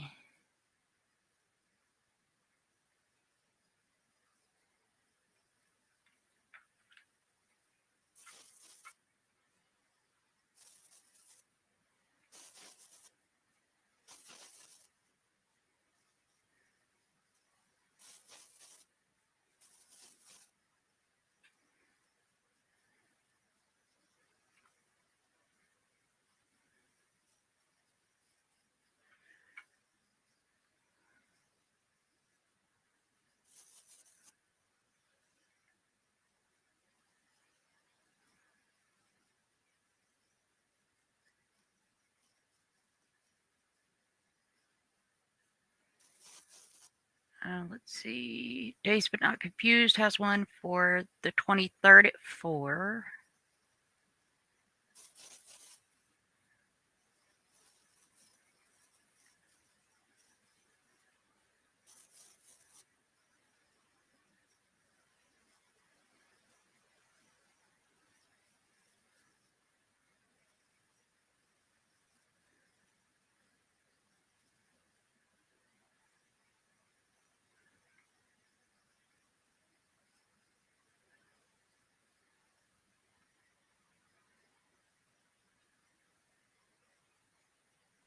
I do too. Always have songs going on.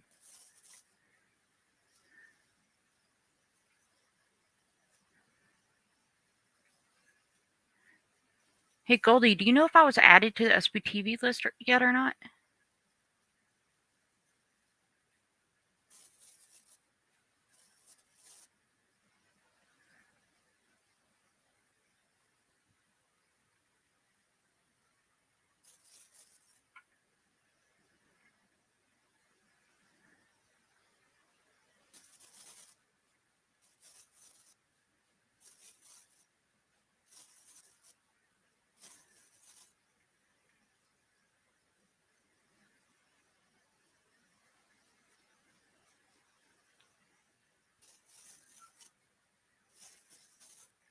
Let's see.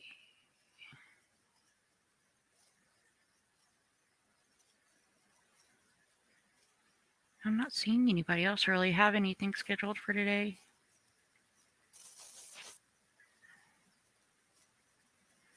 I'm still trying to keep an eye out for Mike.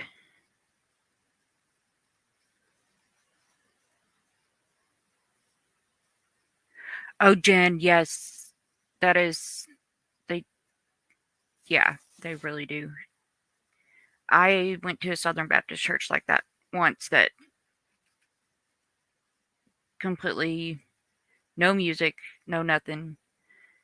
And then the Baptist church in the community I grew up with, they only believed that only the organ should be playing because the organ was like the heavenly instrument.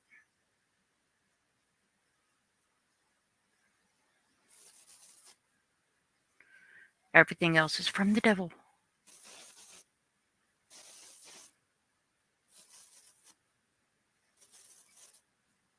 But you walk into a Pentecostal church, whoo, it's, oh no, it's everything everywhere.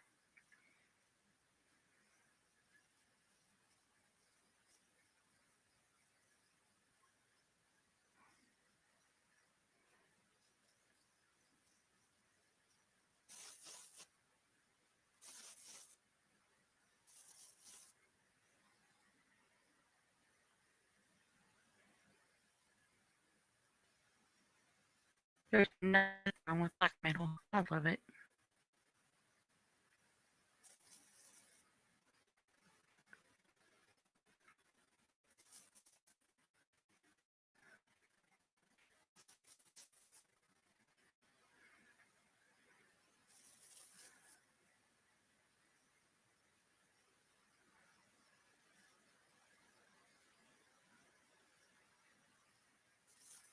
I think we should have a National Xenu Day.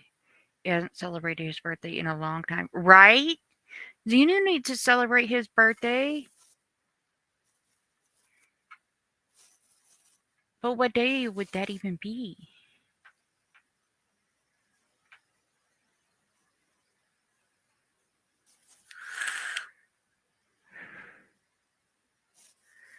Dang, Miss J's got it scheduled out to July 2nd.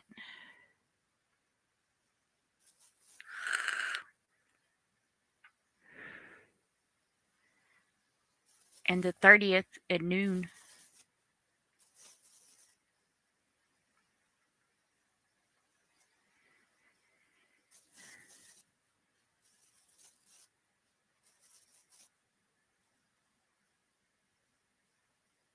They were, Terry. And Baptists were one of the ones that believed women should be basically barefoot and pregnant in the kitchen.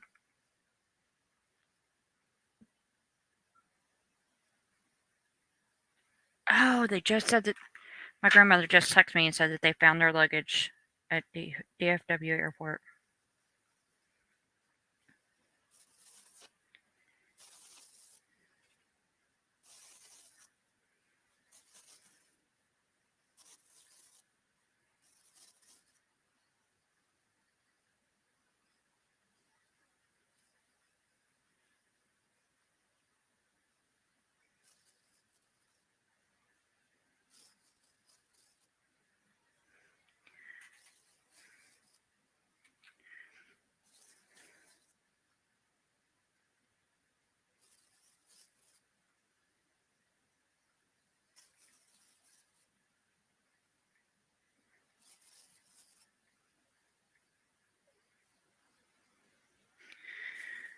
I'm glad that's finally been sorted out.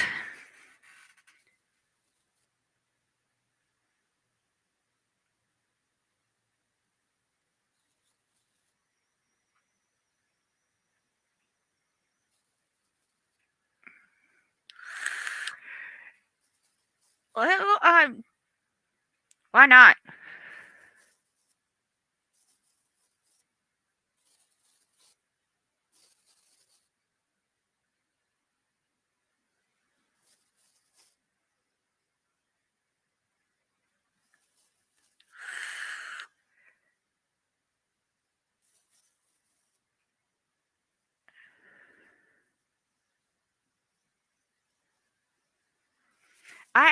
I grew up with country and classic rock is what I grew up listening to. When I was in my Christian phase in youth group, I would actually listen to Christian rock. I actually still have some of the CDs around here somewhere. Yeah, believe it or not, CDs.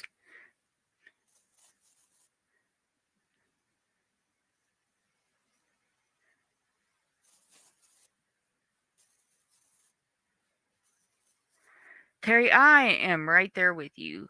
Uh, my whole thing, especially growing up Pentecostal, I was such mixed messages because of, like, for instance, turn the other cheek. Everybody knows what that means in the Bible, right? You are not to get mad. You're not to retaliate against someone, right? But I was also told growing up to defend myself. Don't ever throw the first punch, but to defend myself. I'm like, okay, I get that. I mean, I do, I get it. Don't don't be the instigator, but defend yourself. But on the same hand, out in the world,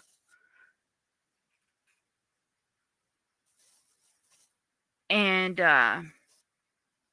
there's just so much stigma,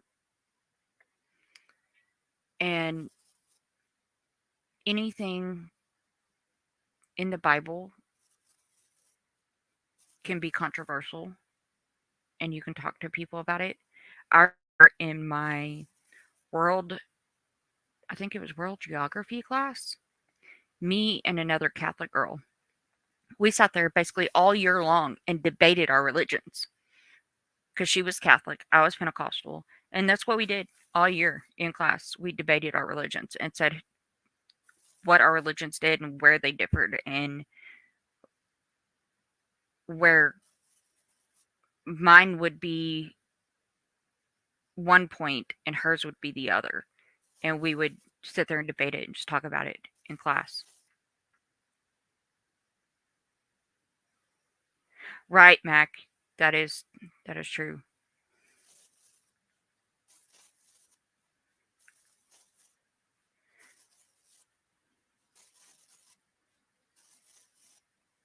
Right.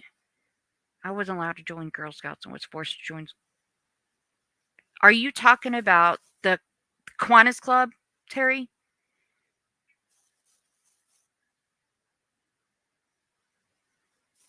That's like the Girl Scouts, but it's It's like the same thing, but it's just the church type of Girl Scouts. Because I did both. I did Girl Scouts, and I quit, actually quit Girl Scouts when we did sewing. And I'd sewed a little medicine pouch, and it pricked my finger and made me bleed. I was like, hey, I'm done.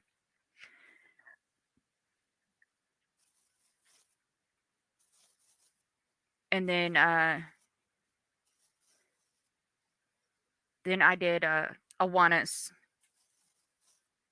in church, and it was the same thing. We had these little green uniforms with the sash, and we could do the little badges. Yeah, yeah, it was Awana.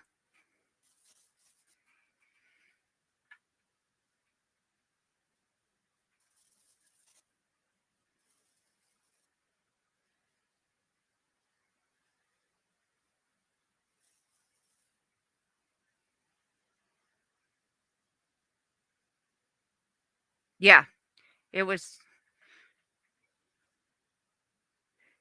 It was basically like the same thing as Girl Scouts. You actually had like little uniform, the little sash with all the badges, and you had to go through like the little booklets and do the different Bible verses and all of that.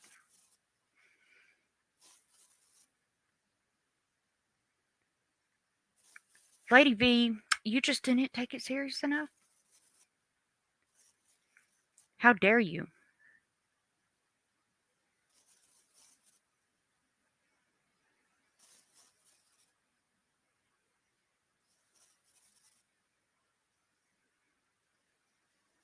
I don't think I don't think I could go to a convent. I would be kicked out.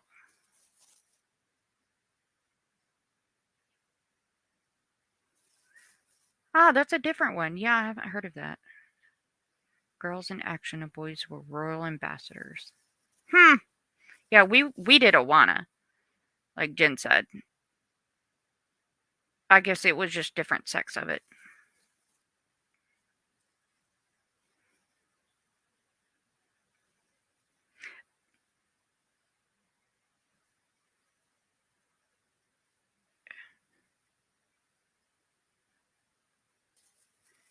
Jen, you're right.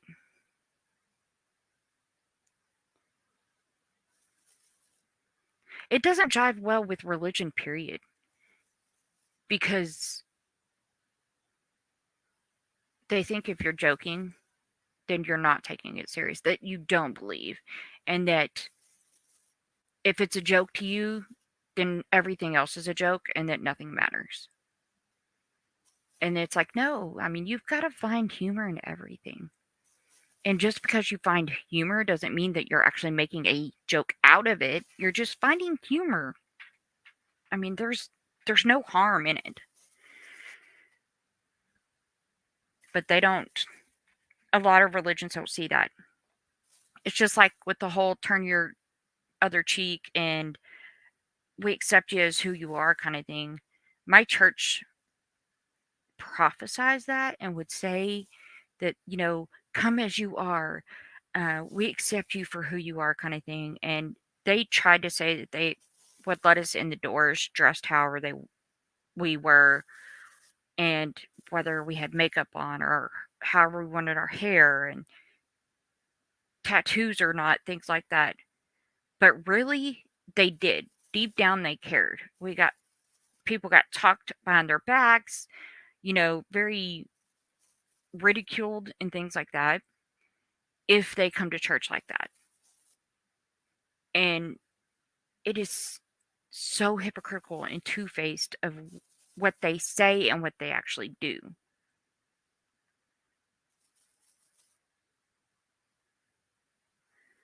Thanks, Terry. Bye.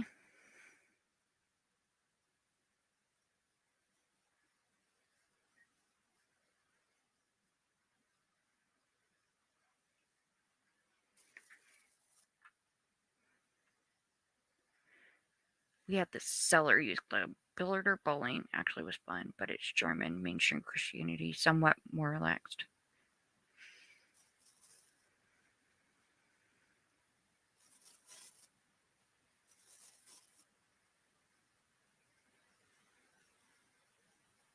Right, lady?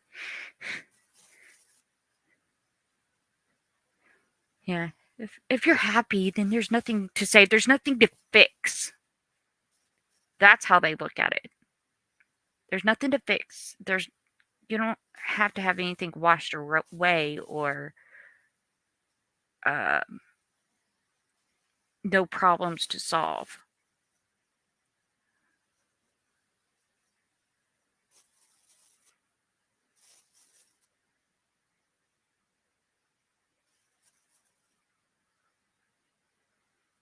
It's like I remember. I don't know if y'all have ever seen them, probably, but in the evangelicist. I can't say the word evangelicist preachers on TV, the big ones, and they always they touch the people on the forehead and be like, "You're healed in the name of Jesus." And they try to say that, all these people, they can just touch them and heal them. And they'll come walking up with canes or in a wheelchair or something like that. And it's such a big show and a big production to try and win people over. And I've known since I was little that that's all it is. It's a show. Those people really were not sick or disabled or anything. It was a show to win people over to try to get them in that church community.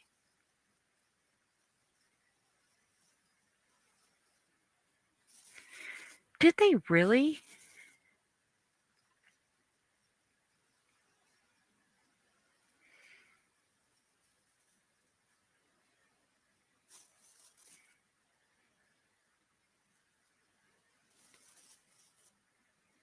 Why did they do church bells at 7 a.m.? Uh-uh. You go out there to bark.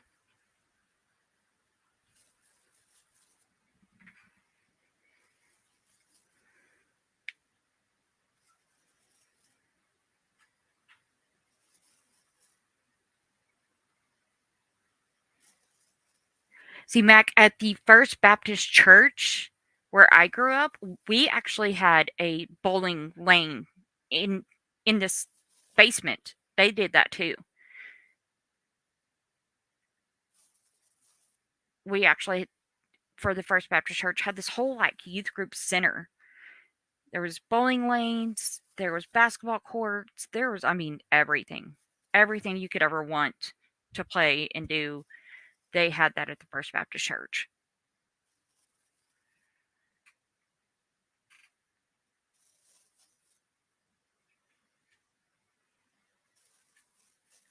Oh, he wanted the bells as an alarm clock. Oh, that's crazy.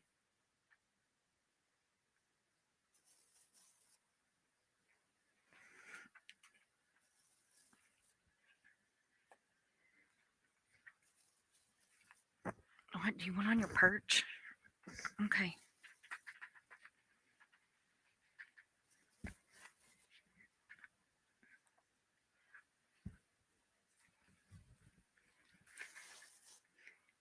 Yeah, in my little town, they were really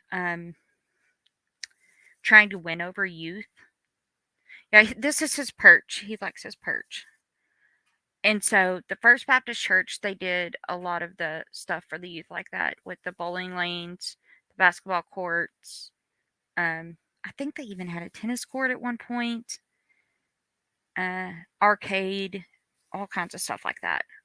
And then my Pentecostal or non denominational church is what we had that I was going to. That church had a little youth group center, and we had arcades, and we had like all the hand tables, like air hockey, foosball table, stuff like that. Um, Anything to get the youth in there to attract the youth to have safe, fun time.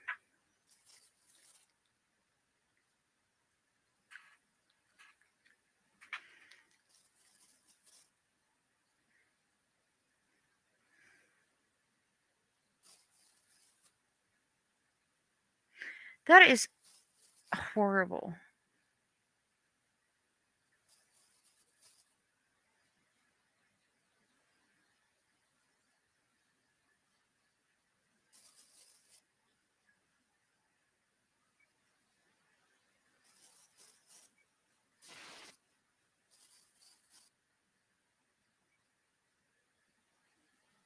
Yeah.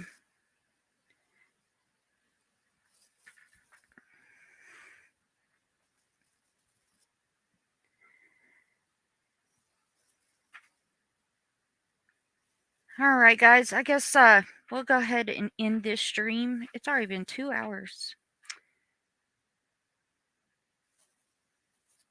But if y'all think of any more questions, definitely post them in the comments and we will answer them. Thank y'all for hanging around and talking and chatting, chilling. We will definitely do it again.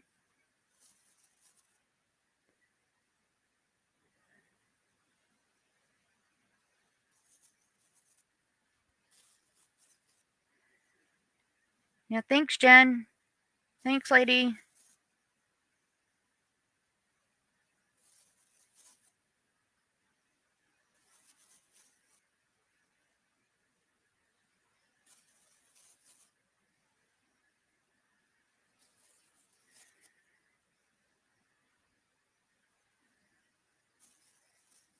She probably fainted because she locked her legs.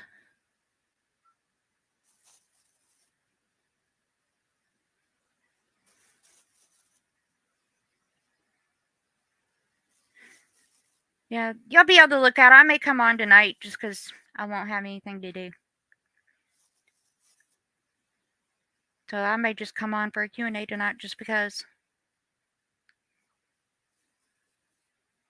All right. Have a good day, everybody. Bye.